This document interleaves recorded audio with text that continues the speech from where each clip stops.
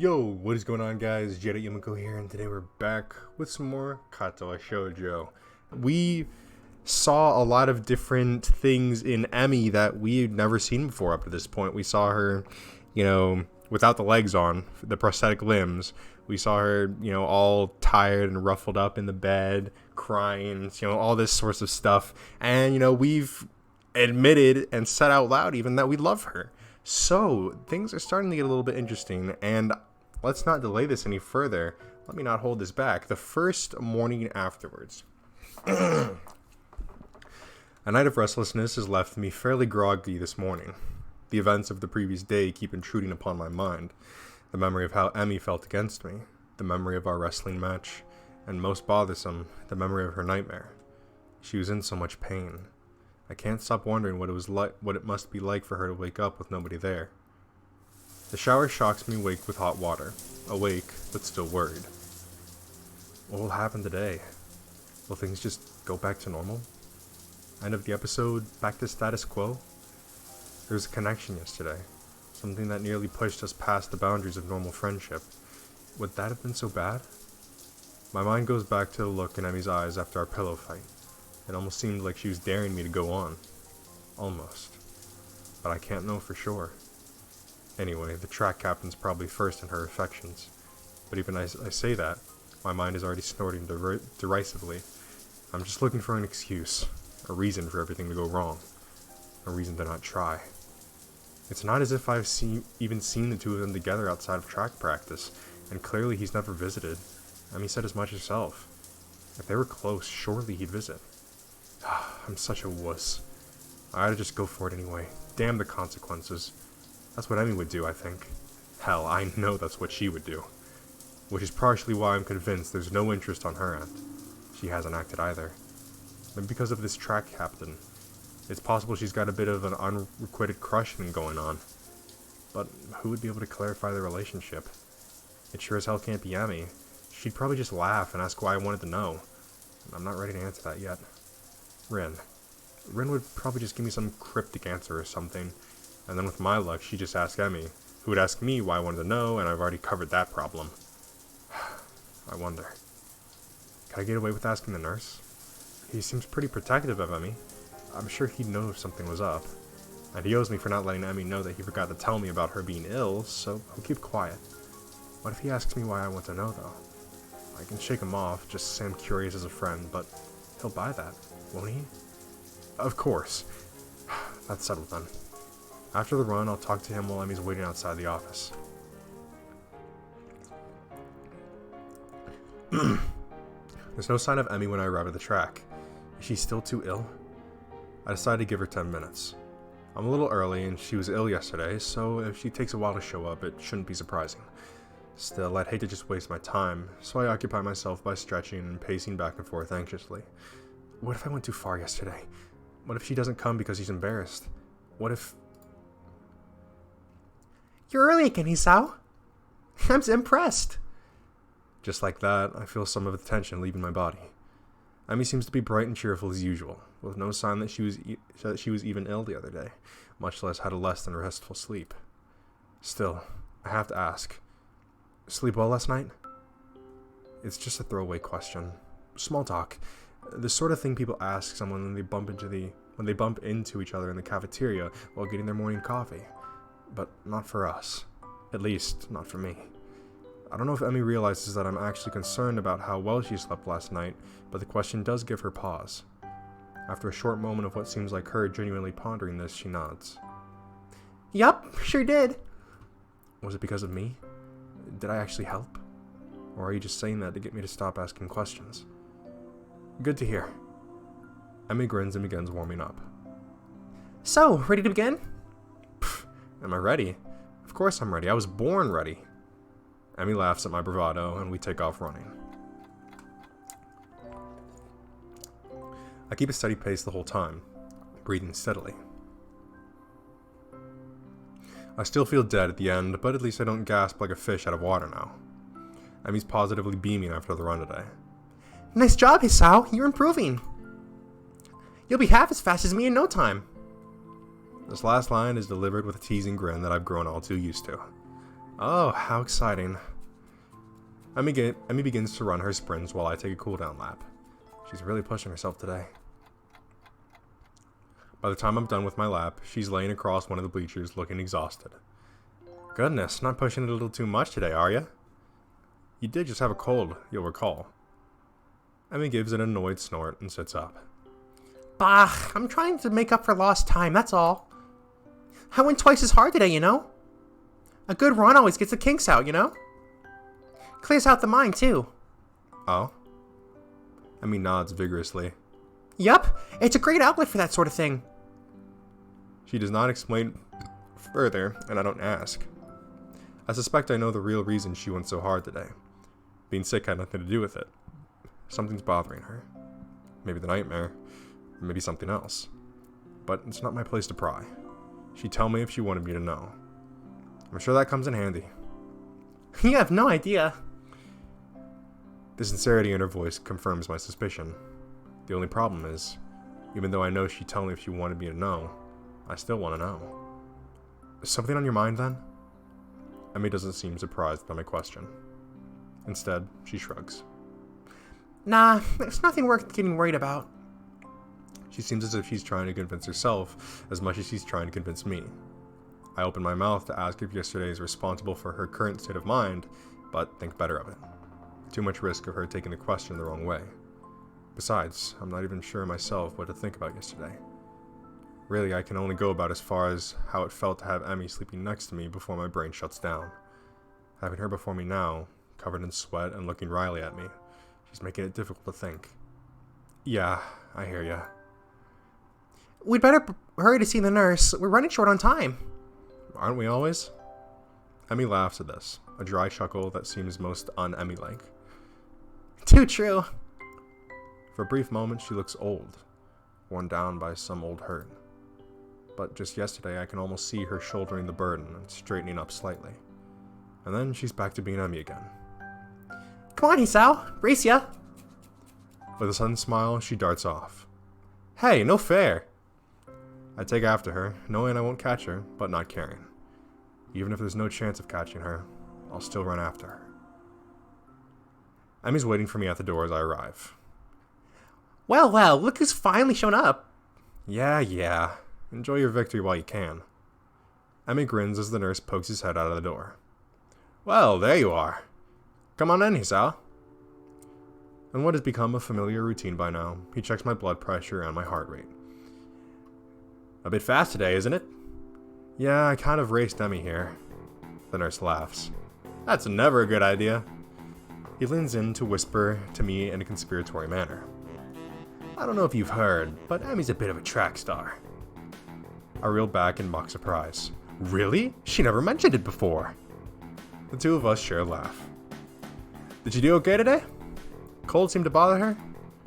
Why don't you ask her? He rolls his eyes in exasperation.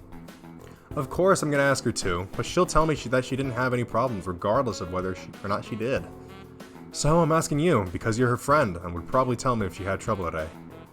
When he puts it that way, it makes a lot more sense. Well, she seemed pretty good today, if a little more tired than usual. She was already feeling better when I dropped by yesterday, so I'm not that surprised.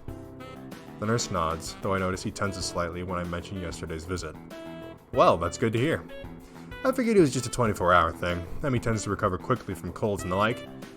Hey, speaking of Emmy, are she and the track captain, well, you know. A look of suspicion crosses his face. Why do you ask? Well, it's just that they seem kind of close, and I was just curious, you know? And I'd never ask her because that would be kind of embarrassing. So far, so good. Not to really sell it. Besides, I think they'd make a cute couple. The nurse laughs. Well, I don't suppose you're the first to think that. But I think I can say with some certainty that the two of them will never do anything like that. Certainty? Yep. Not that I could tell you, of course. Confidentiality and all that. Yeah, right. You just like holding a secret over my head. That too. Right, get out of here. I'm a busy man, you know. I roll my eyes at his last statement and head out the door, motioning to Emmy to go in. The whole time I'm trying to keep from doing a celebratory dance. The two of them will never do anything like that. That's precisely the sort of thing I wanted to hear. I'm half tempted to make some sort of move on Emmy right now, but I think the nurse would probably disapprove. Besides, I also don't know exactly how Emmy feels about me. I mean, it's obvious that she cares about me as a friend, but something more than that? I can't be certain. Even so, I can't help but feel hopeful. I just need to figure out a good time to tell Emmy exactly how I feel. That puzzle should keep me occupied for the rest of the day, at least. The rooftop is completely deserted. Normally I'd count on Rin to be up here before me, but she's strangely absent. I wonder if she decided to accompany Emmy to the cafeteria for once. That seems pretty unlikely, but it's all I can think of right now. Part of me wants to go look for Rin, but a far larger part of me is too pleased with this way the sun feels on my skin to care. I pick idly at my lunch while I wait for Emmy and Rin to show up. It does not take long for me to hear the sounds of someone coming up the stairs. I wait until the door begins to open before talking. Did I get long enough? Keeping me waiting for you, honestly. The two of you are... Huh? Well, that's odd.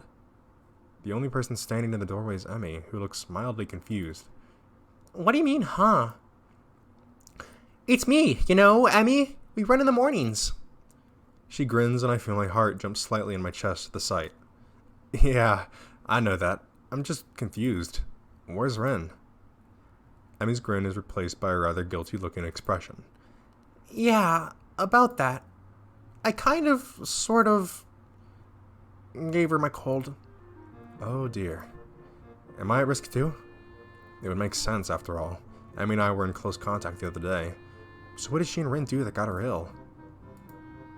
Steady on, old lad. Don't go down that road. I think we all know which road he was going down with that one. Rin's just probably got a worse immune system than me. Emmy seems shocked by my comment, like she hadn't considered that before. I hope not. I'll feel terrible if you get ill because of me, Hisao. Oh man, I think I feel a fever coming on. Emmy looks horrified, and then quickly shifts into a more angry expression. Hisao, you stop getting sick this instant. I won't have it. Impulsively, she seizes me by my collar. Are you listening to me, Hisao's immune system? Get your ass in gear. I give her a smart salute. Duly noted, ma'am. Emmy steps back and nods, satisfied. Good. You're not allowed to miss any of our morning runs, after all. But you missed a morning run. Emmy crosses her arms and looks at me haughtily. Yes, but that's a special case. It was me and not you.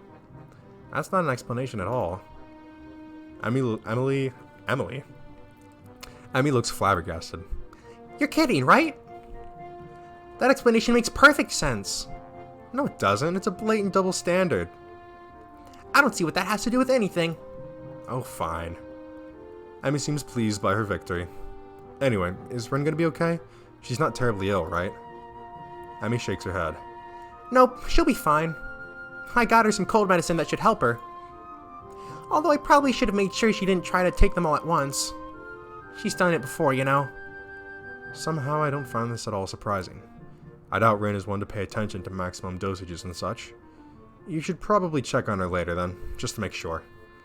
Emmy shrugs. I'll stop by after practice. She'll be fine until then. I nod, figuring that line of conversation is over. The only problem is, I don't know what else to talk about. So, you got any more track meets coming up? This is a terribly roundabout way to see if she's free on the weekend. If she's free, then maybe I can ask her on a date or something. Well, assuming I can actually get myself to form the words. Emmy shakes her head. Nah, not for another couple weeks, I think. The season's winding down. Oh yeah, I came right in the middle of things, didn't I? Does that mean exams are coming up soon? I should probably look into that. Well, what do you do on weekends if there's not a meet? An eyebrow goes up, and Emmy gets a teasing look on her face. You're awfully inquisitive today, aren't you? I shrug and hope it looks casual. Just making conversation. I don't know what it's like to be a track star after all. Pfft, flattery. She waves a hand idly. I'm not actually that good, You just so happen to see me on a good day is all. You liar. Yeah. But humility is a sign of a good athlete. At least, that's what my dad used to say. She shrugs and tries unsuccessfully to hide the rather troubled expression her face has taken on. Hey, what's up? You seem bothered by something. Emmy starts to deny it, than sighs in defeat. I wonder if she's too tired from being sick to get herself to deny it like usual. Or if she actually just trusts me enough at this point to open up.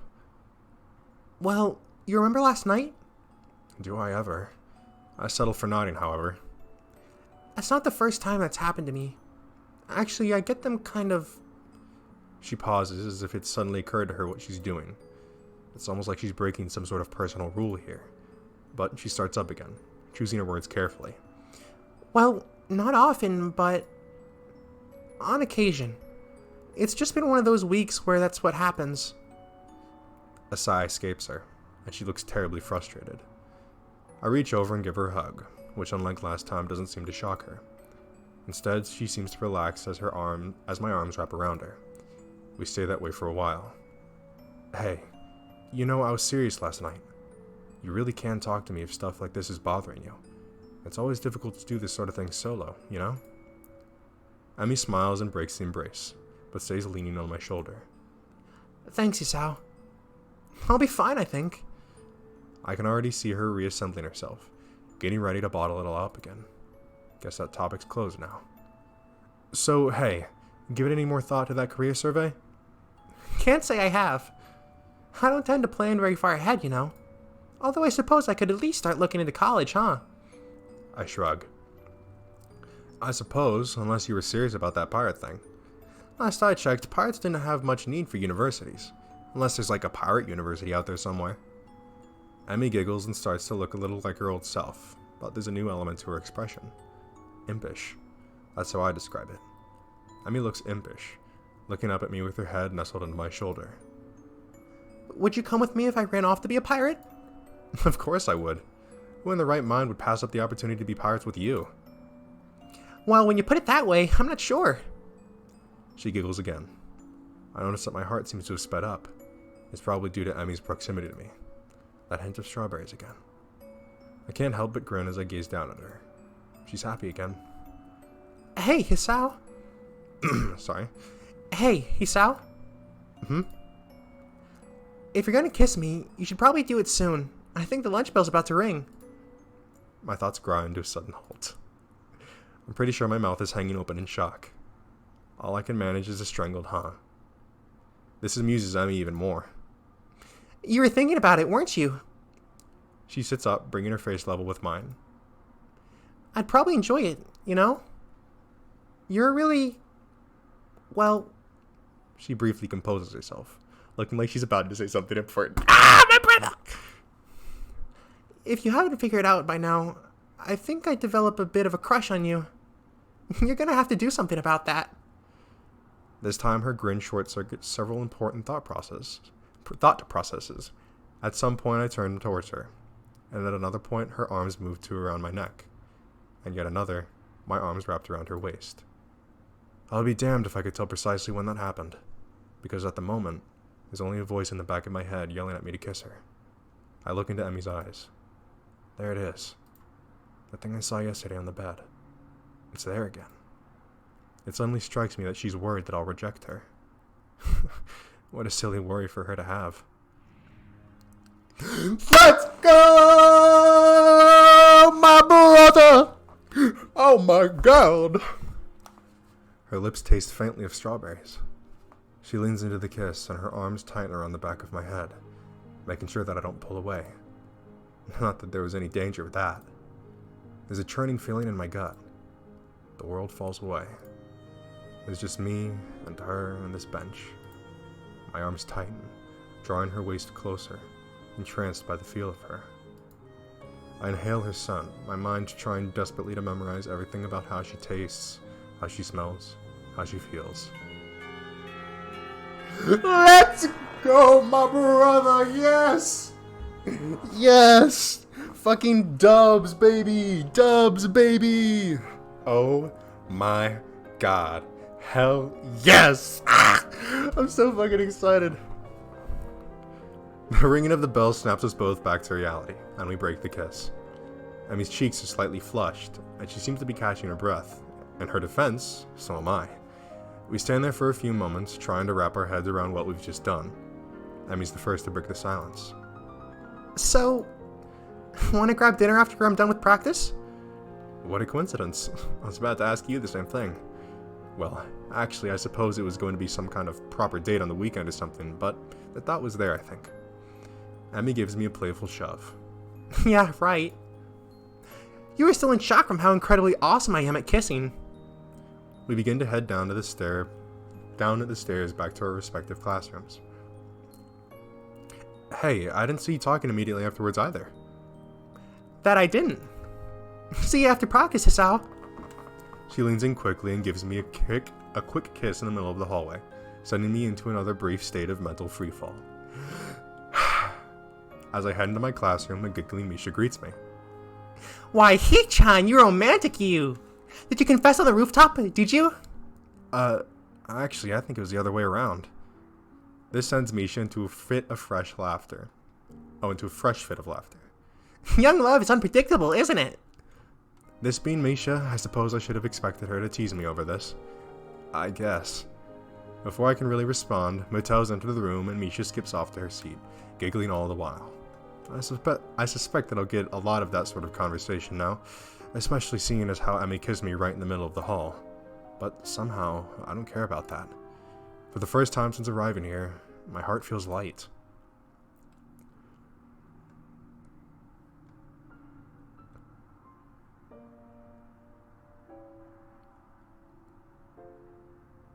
Act 3 perspective. So I'm curious, right? Like, is this going off of what I've chosen before, or is this like kind of how it goes anyways? My head's in a spin all through Muto's class. I'm gonna have dinner with Emmy, who wants to be my girlfriend no less. A date. And then she kissed me. That kiss. I keep going back to it, playing it over in my mind again and again. Everything about that moment felt so right. My mind drifts off, lost in thoughts of Emmy. Nakai? Hello? It seems like I've drifted a bit too far. Huh? What? Egad, you've contracted some kind of amnesia. Someone get the nurse. The class chuckles at Muto's antics. Sorry, sir. Won't happen again and all that, right? Exactly. Muto brightens considerably.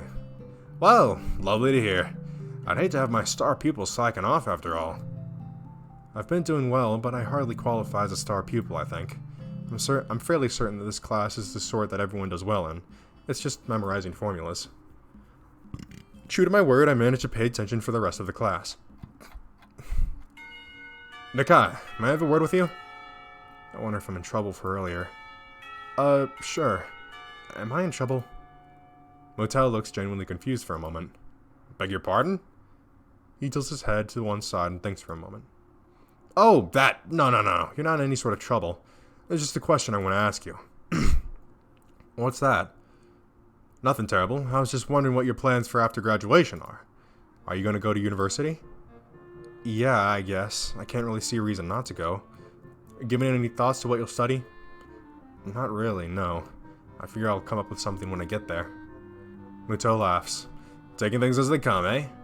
I'd argue against it, but that's how I did things when I went to university. Well, not really. I knew I'd go into a science, I just wasn't sure which one.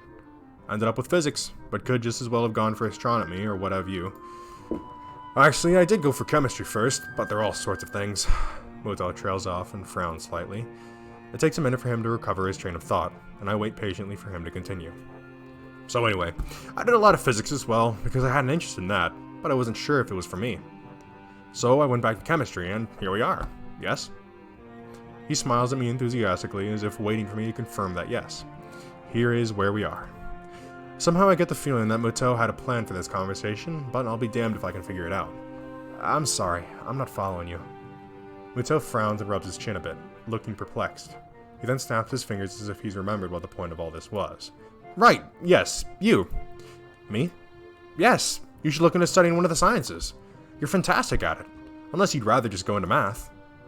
Mutao makes a sour face. Not a big fan of straight math. I always like the experiments more than the proofs. You're saying I should study science at university? Muto seems thrown off balance by my question. Well, sort of. You could also join the science club. Trouble is, there's not actually a science club, but there could be. You could even charter a member. A founding father. Of course, you need to find other members. Well, only if you wanted to. We could just start it up with the two of us. And, I could give you things to read and we could talk about them. And I could help you get ready for university and such as well. Wait. Muto rummages around in his briefcase and tosses me a book. Read that. If it's interesting, then we can talk about it. A brief history of time. A brief history of time. I don't know if I actually want to read this, but Muto seems pretty excited about it. What's it about? Time, space, space-time, black holes and such. And it's not that dense, just to see if that sort of thing's interesting for you. Understand? Hang around after class and we can either discuss it or I can show you how to make explosives in the lab. He waves a hand at my quizzical expression. Joking, sorry. Still, I've kept you here long enough for now. Think about science as a career path, Nakai. I think you'd enjoy it. Okay, I will. Thanks for the book. I leave the classroom and look up at the clock. Quite a chunk of time to kill until Emmy's out of practice. Guess I'll give this book a look. I should probably shower as well. Showering before a date's only proper, right? I head back to the dorms. Oh man, I am praying that this goes right, dude. I am fucking praying that this shit goes right. Cause in games like these, when like it's just when this stuff starts getting good, something fucking happens. Angel Wings, you know, stuff is starting to get good with Chang, and shit just, you know, goes down the drain. Everybody leaves and, you know, we're left alone. Everlasting Summer, well, I mean, that was kind of just weird from the beginning, right? And then all of a sudden it's like, oh, you're stuck in an infinite loop and you're back in reality and you've just kind of gone crazy. You know, I mean, there's no good ends, brother. But I'm hoping this is different. I am hoping this is different. So we'll see. I wonder where I'm supposed to meet Emmy anyway. She said after practice, but she didn't say where I should find her. I guess I can just swing by the track. That's probably best anyway. If she needs a shower, I can just wait for her in her room or something. Or in the hallway, I guess. That would be better as well. I take a quick shower, remembering to take my medication once I hop out. Now for a look at this book.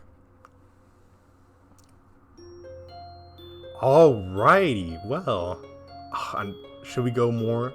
You know, just for the sake of a cliffhanger, I'm gonna end this episode off here. I am so fucking psyched for this shit, dude. I mean, we already got a confession, we got a date about to happen, we have a kiss going on. I mean, it's just all falling into place for my man. So, look forward to the next episode, because that is going to be either catastrophic or fucking amazing. It's going to be either or. I feel it. But that's going to be it for this time. I hope you guys enjoyed. If you did, make sure to leave a like on the video. And if you were interested in this series or any other series or videos on my channel, then I would recommend subscribing and turning on the post notifications so you can be alerted when I upload a new video.